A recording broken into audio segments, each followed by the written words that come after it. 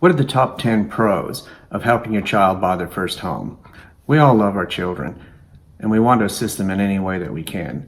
As baby boomers, we are the wealthiest generation, even though we may not feel like it, and we have the opportunities not only for our own resources, but also the facilities that the banking system can help us to assist our children to buy their own home.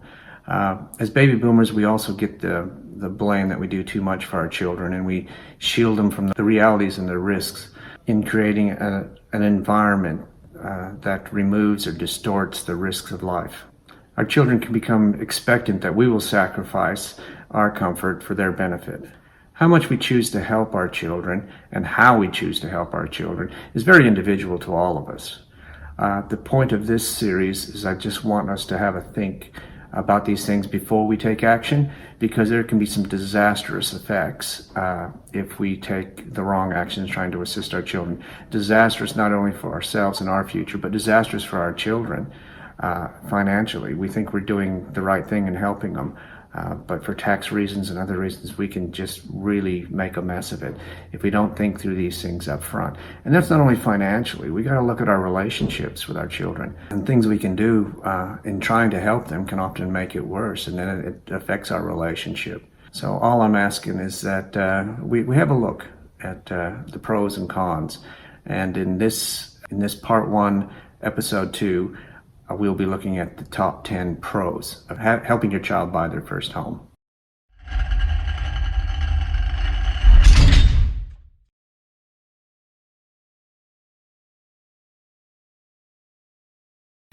Greetings, I'm Rick Ward, a working class wealth creator and educator with Working Class Wealth Creations. So the first and most obvious benefit of helping a child buy their first house is the excitement that will be in the air. They will be so excited that they're going to have the opportunity to buy their first home. This is a huge milestone in their journey of adulthood.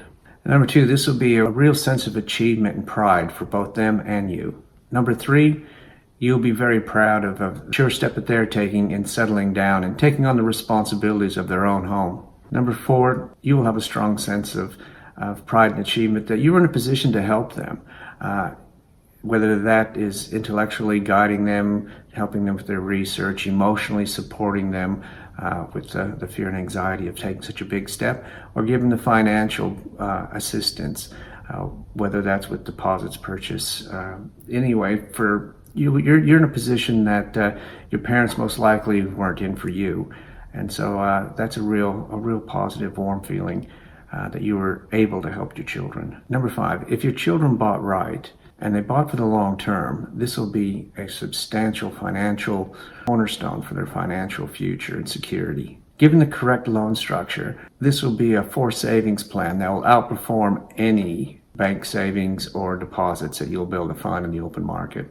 Number 7, as an investment, it should keep pace with inflation and deliver an asset in retirement that will provide them the security and options that will allow them to maximize other investments to provide a safe, secure retirement for them.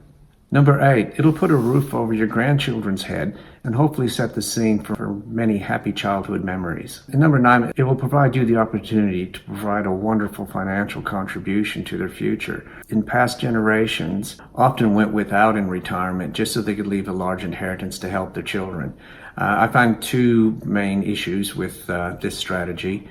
One is by the time that you pass and leave your inheritance, your children are usually mature adults already, and they've kind of worked out their finances by then. They probably don't need the money as much as they would when they were young.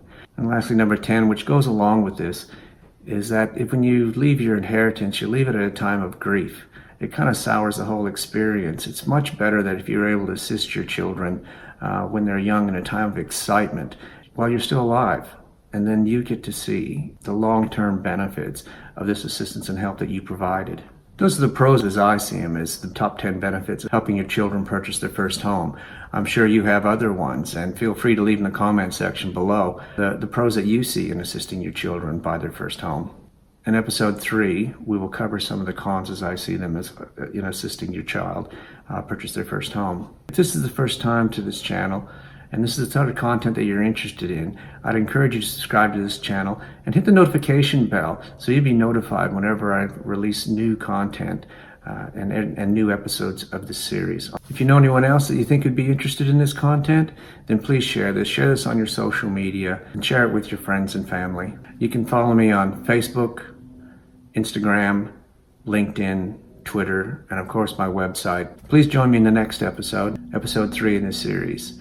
Until then, this is Rick Ward teaching you how to create, manage, and retain your first generation wealth.